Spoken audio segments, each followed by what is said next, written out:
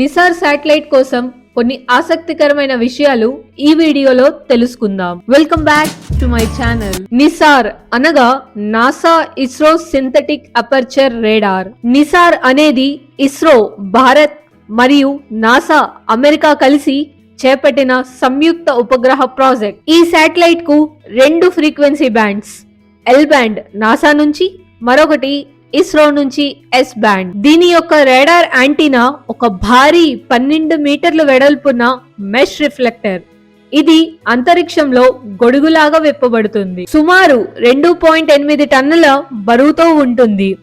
ఇస్రో ఇప్పటి వరకు ప్రయోగించిన అత్యంత బరువైన భూమి పరిశీలన ఉపగ్రహాల్లో ఒకటిగా నిలిచింది. సుమారు 1400 GB డేటా భూమిపై జరుగుతున్న వేగవంతమైన మార్పులపై రికార్డ్ చేస్తుంది. ప్రతి 12 రోజులకు ఒకసారి భూమి మొత్తాన్ని స్కాన్ చేసి మార్పులను గమనించేందుకు అద్భుతంగా ఉపయోగపడుతుంది. ఆ మార్పు ఆవగింజంతైనా సరే. రేడార్ వేవ్స్ ను ఉపయోగించడం వల్ల పగలు, రాత్రి, తుఫానుల సమయం అనేది తేడా లేకుండా డేటాను సేకరించగలదు. అయితే ఆ సేకరించిన డేటా మొత్తం ఇస్రోకి ఉచితంగా అందించబడుతుంది.